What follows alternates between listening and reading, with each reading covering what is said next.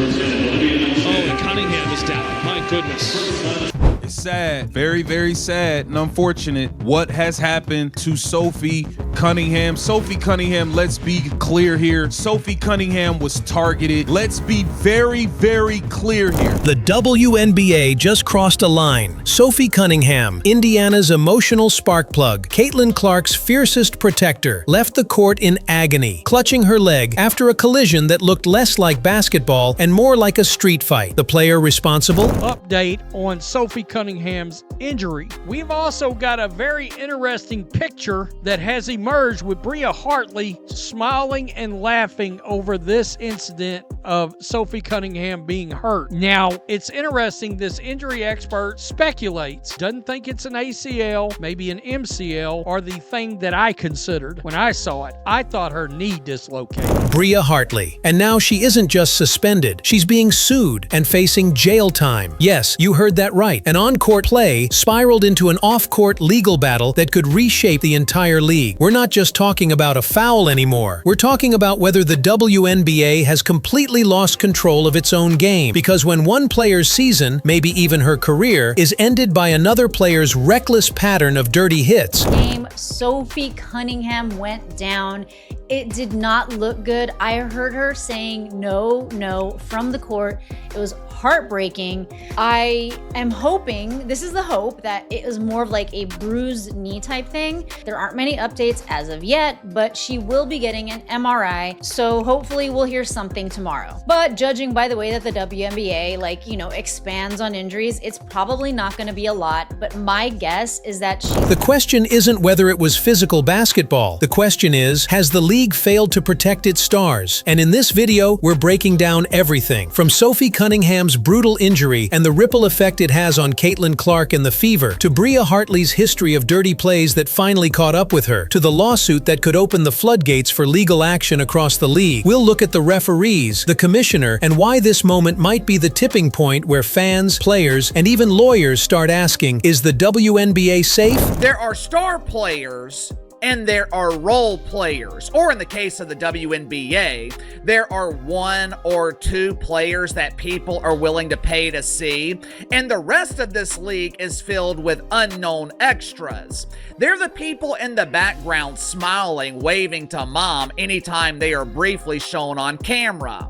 Look at me, mom, I'm on the TV. There are players that cannot be replaced, and there are an abundance of players that no one gives a shit about. Stay locked in, because this story isn't just about one game, it's about the future of women's basketball. But before we dive deeper, I want to hear from you. Was this play just bad luck, or was it straight up dirty? Do you think Bria Hartley deserves to play in the WNBA again, or should this suspension be the end of the line? Drop your take in the comments, smash that like button if you care about protecting players, and subscribe to Her Hoops for the most honest, unfiltered WNBA breakdowns anywhere on YouTube. I don't think Bria Hartley has good enough body control to take her out like that, especially because she plowed through her leg. It looks probably, with the way Sophie Cunningham's gone down holding her patella tendon, it's probably could be a patella. Ideally, it could just be a really bad contusion, which means Sophie Cunningham's back for the playoffs. There is, for me, I would say it's as there is a chance that Sophie Cunningham comes back this season. Likely no, but I think there's a chance. I think there is a chance, but the reality of the situation is that to understand why this incident is so explosive, you have to understand who Sophie Cunningham is and why Bria Hartley's actions hit so hard. Sophie Cunningham isn't just another player on Indiana's roster. She's the one who came in and gave this Fever team the backbone it desperately needed. Think about it. Indiana is young, fragile, and under a spotlight bigger than anything the WNBA has ever seen because of Caitlin Clark. Every single game, Clark gets knocked down, shoved, and targeted, and for most of the season, the Fever looked soft. let's look at this picture. My boy CDS Sports Podcast, go subscribe. He's on YouTube. He's on Twitter. Follow him on Twitter. Go subscribe. He's got a great YouTube channel. He posted this. This is Bria Hartley right here, grinning from ear to ear with Sophie Cunningham. I mean, that's despicable, folks. There's no other way to look at it. Yeah, how about this right here? That chick grinning after Caitlin Clark got slammed to the ground. And then this chick. I mean, really? Unbelievable. Outmatched. Then Sophie arrived. Suddenly, Clark had a teammate who wasn't afraid to get in an opponent's face, who wasn't afraid to play physical, hit big shots, and send a message that Indiana wasn't just here to be bullied. Sophie was the enforcer, the emotional spark. And now, she's gone. One brutal fall, one reckless collision, one moment that might have ended her season, maybe even her career. On the other side, we have Bria Hartley. And let's be real here, this isn't some accident-prone role player who just had a bad moment. Hartley has a reputation. We're talking about the same player who yanked Angel Reese out of the air by her hair. The same player who body-slammed Becca Allen like it was WWE SmackDown. And now she's added Sophie Cunningham to the list. So when fans saw Sophie crumple to the floor, when they saw trainers rushing out, when they heard her say, "No, no, no," as she clutched her knee, everyone knew. This wasn't bad luck. This wasn't incidental contact. This was Bria Hartley doing what Bria Hartley always does, playing dirty and getting away with it. But here's the twist. This time she didn't get away with it. Suspension, lawsuit, legal headlines that no league wants. And suddenly, what looked like just another injury turned into a turning point moment for the WNBA. Here's the real issue. The WNBA has a problem with protecting its players. This isn't just about Sophie Cunningham and Bria Hartley. This is about a league that markets its stars, sells tickets off their names, but doesn't enforce rules that keep them safe on the court. Think about it. Caitlin Clark, the biggest rookie since LeBron-level hype, has been knocked down more times in one season than some players are in their careers. Chennedy Carter hit her with a blindside shoulder check. Angel Reese threw extra elbows. Physical play? Sure. But targeted? Absolutely. And it's not just Caitlin. Diana Taurasi, one of the legends of the game, said it herself. Young stars are being tested. Translation? Veterans are using physicality as cover for cheap shots. And the refs?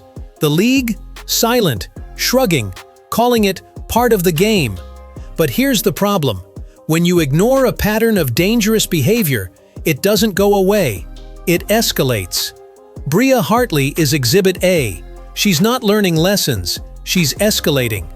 One game it's a tug, the next it's a slam. Now it's an injury that has a player in court instead of on the court. And this is where fans are losing their minds.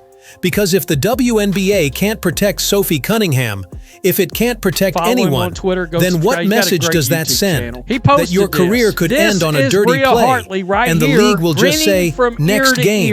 That's the core problem. I mean, it's not just Hartley. It's a league culture that's turning a blind eye to escalating violence, hoping it just blows over.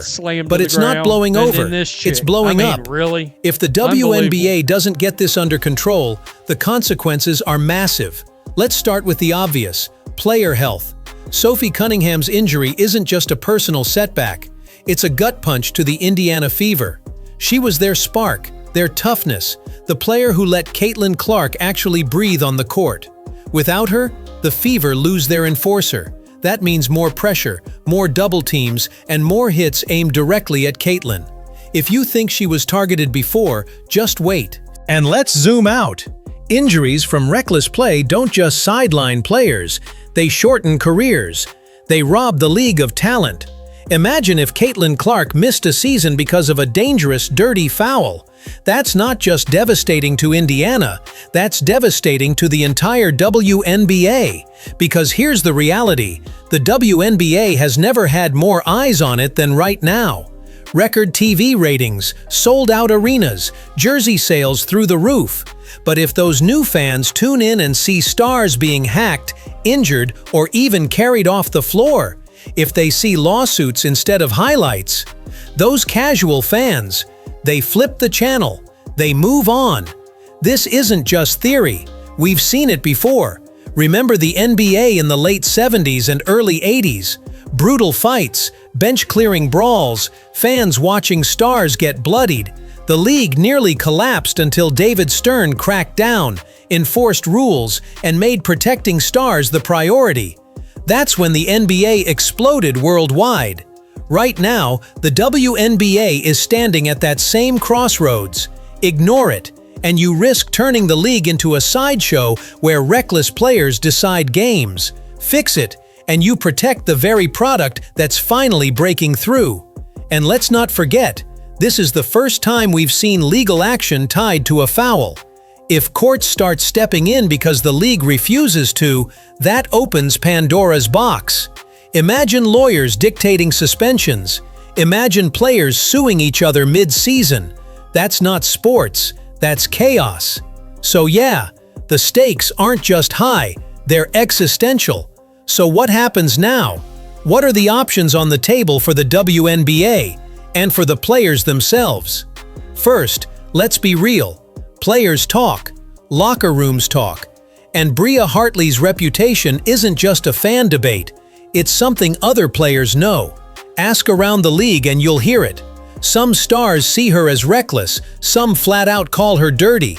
And now that Sophie Cunningham is out, rival teams are watching closely to see how the league responds. Follow him on Twitter. Because here's the deal, if Hartley only gets a slap on the wrist, that sets a dangerous precedent. It basically says, go ahead, target the other team's best player. Worst case, you get fined, maybe suspended for a game or two. Worth it if it swings a playoff race, right? Option 1, the league steps up. Harsher suspensions, bigger fines, maybe even a zero-tolerance policy for repeat offenders. That sends a clear message. Play physical, yes, but cross the line and you're gone. Option 2, the players take matters into their own hands. And let's be honest, we've already seen shades of this. Sophie Cunningham herself was Clark's protector. We've seen Alyssa Thomas handing out hard checks. We've seen Angel Reese chirping. If the league won't enforce, the players will. But that doesn't solve the problem. It escalates it. That's when you get And then there's option 3, the legal route. Sophie's lawsuit against Hartley might feel extreme, but it could be the crack that opens the dam. If players realize they can take their case to court, suddenly every dangerous foul becomes a potential legal battle. And let's not kid ourselves. Once lawyers get involved, this stops being basketball and starts being litigation. Nobody wants that. Except maybe the lawyers. Meanwhile, rivals are watching. Caitlin Clark fans are furious. Fever fans are demanding justice. Even casual WNBA fans who just tuned in for the hype are looking around like, wait, is this a sport or a demolition derby? And that brings us back to the league office. The commissioner, Kathy Engelbert, has to make a choice: protect the integrity of the game or watch chaos spiral. Imagine being in that Indiana Fever locker room right now. The air isn't just heavy, it's thick. Sophie Cunningham wasn't just a shooter or a role player. She was the heartbeat, the player who set the tone, the one who'd dive on the floor, take the hit, and stare down anyone who got in Caitlin Clark's face. That matters more than box scores. That's chemistry. That's trust. So when Sophie went down, when trainers had to help her off the floor, it wasn't just her season flashing before her eyes, it was her teammates too. You could see it on Caitlin's face: shock, anger, almost helplessness. Because if Sophie's gone, who's protecting Caitlin now? Who's taking that pressure off her? Behind closed doors, you can bet the conversations aren't polite. Some players are furious. Why isn't the league protecting us? Others are scared. If it happened to Sophie, could I be next? And then there's the emotional layer. Watching your teammate not just hurt, but broken, knowing it could have been avoided. That's not just frustration, that's betrayal. And Caitlin Clark? This is the moment where her leadership gets tested. She's the face of the league, but she's also still a rookie. Losing Sophie strips away her security blanket. Now she has to step up, Follow him on not Twitter, just go as a subscribe. He's scorer, got a great not YouTube just as a channel. star, He posted this. but as the This emotional is compass Bria for a Hartley shaken right team. here, grinning Meanwhile, from ear to the coaching ear staff with has to Sophie hold it all Cunningham. together. I mean, that's strategy despicable, matters, folks. sure, There's no other way to but when a look at it. locker Yeah, room how about feels this right targeted, here? when That they chick feel like no grinning one's looking after, out for them, Caitlin the Clark got danger slammed isn't to the just ground, losing and then games, this chick. it's losing I mean, belief. really? This is the kind of moment that either tears a team apart or bonds them together in a way nothing else can. So where does this go from here? Let's play it out. Option 1. The league cracks down. The WNBA drops the hammer on Bria Hartley. Long suspension, heavy fine, maybe even a warning that repeat behavior could cost her career. That sends a loud message. Dirty play won't fly here. It cools things down, gives fans confidence, and shows players they're protected. Option 2. Business as usual. Hartley gets a slap on the wrist, maybe a one-game suspension. The league shrugs and moves on. But the players, they don't forget. Suddenly, every matchup against Hartley gets personal. Every hard foul against a star gets magnified.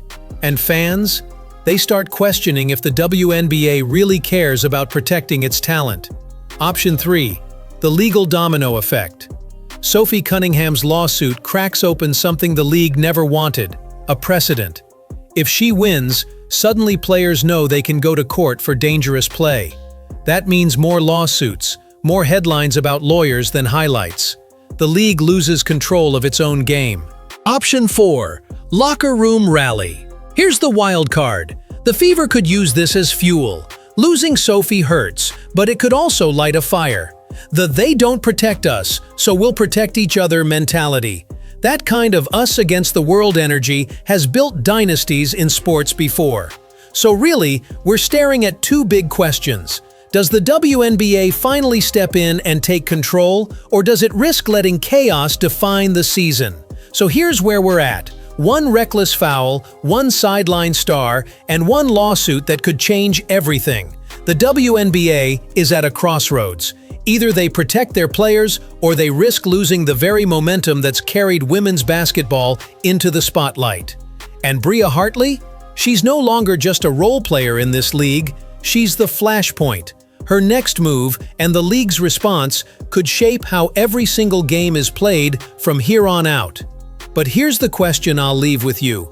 Do you think Sophie Cunningham was right to take this to court? Or should the WNBA, not the legal system, be the one handing out justice? Drop your thoughts in the comments, because I want to hear where you stand. And don't forget, if you're passionate about women's basketball and you want more deep dives like this, hit that like button and subscribe to Her Hoops. This isn't just a story about one foul. It's about the future of the WNBA, and trust me, the conversation is just getting started.